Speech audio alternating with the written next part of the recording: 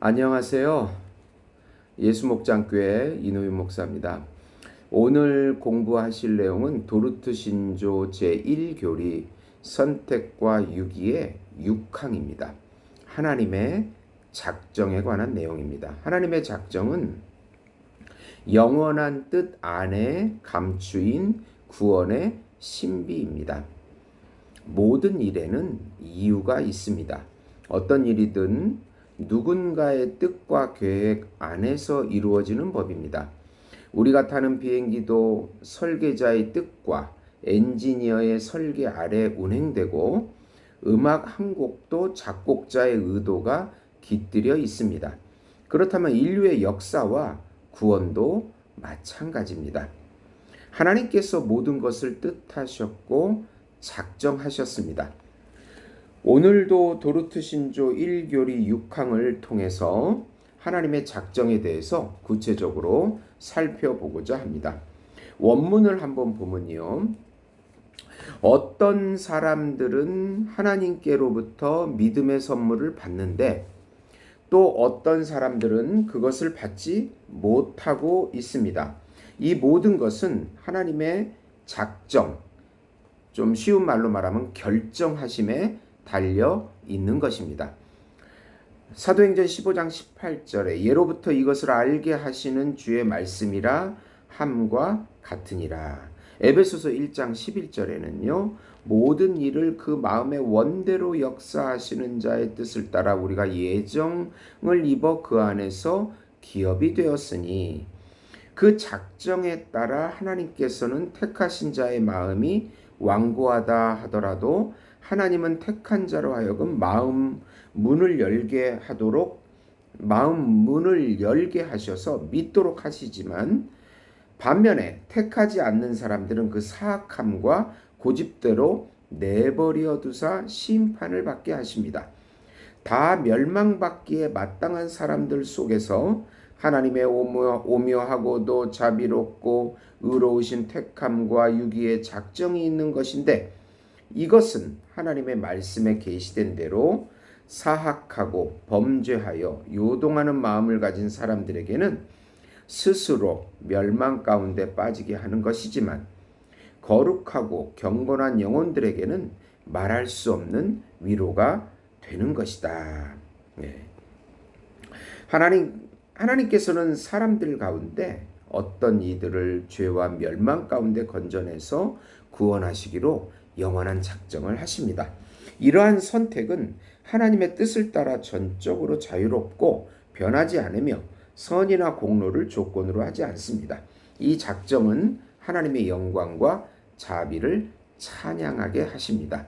네.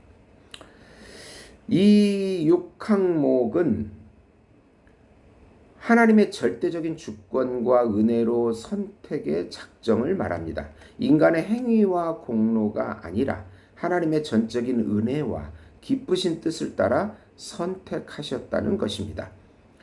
하나님의 작정이라는 말을 좀 구체적으로 보면 하나님이 세상을 창조하기 전부터 당신의 뜻대로 모든 일을 정하신 계획을 의미합니다. 이는 단지 구원에만 국한된 것이 아니고 인간의 모든 역사와 피조물의 존재와 인간의 구원과 정죄까지 포함합니다. 에베소서 1장 11절에 모든 일을 그의 뜻에 결정대로 일하시는 이의 계획을 따라 우리가 예정을 입었으니 이 구절은 하나님께서 모든 일을 자신의 뜻대로 작정하셨다고 선언합니다. 우리의 출생, 삶의 사건들, 누구와의 만남, 그리고 무엇보다 구원이 그분의 뜻 안에서 이루어진다는 것입니다. 한 체스 대회에서 초보자가 체스 명수와 경기를 하게 되었습니다. 초보자는 몇 수 앞도 내다보지 못하고 우왕좌왕하지만은 명수는 처음 말이 놓일 때부터 이미 전체 판을 설계하고 있습니다. 설사 초보자가 엉뚱한 수를 두어도 명수는 그 수까지 포함해 자신의 승리로 이끄는 전략을 세울 수 있습니다. 하나님의 작정도 이와 같습니다. 인간이 이해하지 못하는 상황 속에서도 하나님은 선하신 뜻대로 모든 것을 섭리하십니다. 하나님의 작정은 인간의 선이나 자격에 근거하지 않습니다. 오히려 인간은 죄인으로서 아무 공로도 없으며 오직 하나님의 자비와 은혜로 선택되었을 뿐입니다. 로마서 9장 11절에 그 자식들이 아직 나지도 아니하고 무슨 선이나 악을 행하지 아니한 때에 하나님의 뜻대로 택하심을 따라 되는 것이라. 어느 부부가 고아원을 방문해 아이를 입양하려고 합니다. 그들은 그 아이가 어떤 시험을 잘 보았는지, 성격이 좋은지, 앞으로 어떤 가능성이 있는지를 보고 입양하지 않습니다. 오히려 전혀 자신을 알지 못하는 아이를 조건 없이 선택합니다. 그것은 사랑과 은혜의 결정입니다. 하나님의 선택도 마찬가지입니다. 하나님은 우리를 아직 죄인 되었을 때에 아무 조건 없이 사랑하셨습니다. 하나님의 작정은 인간처럼 변덕스럽지도 않습니다. 하나님의 뜻은 전능하고 완전하며 시간을 초월하여 일관되게 이루어지는 것입니다. 민수기 23장 19절에 하나님은 인생이 아니시니 시건치 않으시고 인자가 아니시니 후회가 없으시도다 라고 말씀합니다. 고속열차가 설계된 궤도를 따라 운행되듯 하나님의 작정은 그분의 목적을 향해 정확하고 흔들림 없이 움직입니다. 사람은 때때로 방향을 잃고 흔들리지만 하나님의 작정은 절대 실수하지 않으십니다. 우리가 흔들릴 때조차도 그 안에 하나님의 계획이 있습니다. 하나님은 자신의 영광을 위해 세상을 창조하셨고 구원의 계획도 그분의 이름을 영화롭게 하려는 목적에 따릅니다.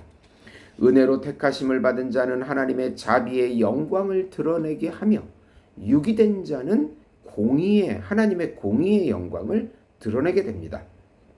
로마서 9장 22에서 23절 보시면 하나님이 진노를 나타내시고 권능을 알게 하고자 하셨고 자비의 풍성함을 알게 하고자 하셨을지라도 무슨 말을 하리요. 연극에서 모든 등장인물은 주인공을 부각시키기 위해 존재합니다. 심지어 악역조차도 주인공의 선함을 더욱 돋보이게 만듭니다. 하나님의 작정에서도 마찬가지입니다. 선택된 자와 유기된 자 모두가 하나님의 이름과 성품을 드러내는 역할을 하게 됩니다. 이 작정에 대해서 많은 반박들이 있습니다. 택함받은 모든 사람들이 구원에 이른다는 것은 불변하는 사실이지만 하나님의 작정에도 불구하고 택함받은 사람 중에 얼마는 여전히 멸망받을 수 있으며 또한 실제로 그러하다고 그렇게 주장하는 사람들이 있습니다. 이 엄청난 잘못으로 인하여 하나님이 변덕스러운 분으로 묘사되며 은혜로 택정함을 받은 성도의 위로가 무너지게 됩니다. 이러한 주장들은요. 또한 이 주장은 다음과 같은 성경의 가르침과 모순됩니다. 마태복음 24장 24절에 택하신 자들을 미혹하게 하리라. 요한복음 6장 39절에 나를 보내신 이의 뜻은 내게 주신 자 중에 내가 하나도 잃어버리지 아니하고 로마서 8장 30절에 또 미리 정하신 그들을 또한 부르시고 부르신 그들을 또한 의롭다 하시고 의롭다 하신 그들을 또한 영화롭게 하셨느니라. 네. 하나님의 택하심에는 절대로 예외가 없이 정하신 사람들을 반드시 구원하십니다. 그러므로 우리는 겸손한 마음을 가져야 합니다. 하나님의 작정을 이해할 때 우리는 자랑이 아닌 겸손으로 반응해야 합니다. 나는 은혜로 구원받은 존재임을 절대로 잊어서는 안 됩니다. 그리고 구원의 확신을 굳게 붙들어야 합니다. 하나님의 작정은 변하지 않습니다. 그러므로 하나님의 은혜를 입은 자는 끝까지 지켜짐을 믿고 담대히 살아야 합니다. 전도의 열정을 또한 잊어서는 안 됩니다. 선택과 작정은 전도의 동기가 됩니다. 누가 택함을 받았는지는 우리가 알 수 없습니다. 그러므로 우리는 모든 사람에게 복음을 전해야 합니다. 거절당할지라도 계속해서 복음을 전해야 합니다. 이 하나님의 작정은 결론적으로 두려움이 아닌 위로라는 것입니다. 하나님의 작정은 신자에게 위로입니다. 하나님은 실수하지 않으시고 그의 뜻은 선하시며 그의 작정은 우리를 향한 사랑으로 가득 차 있습니다. 우리가 이 사실을 믿을 때 우리는 지금 현재 당하고 있는 고난과 또 불확실한 미래 속에서도 담대히 살아갈 수가 있는 것입니다. 들어주셔서 감사합니다.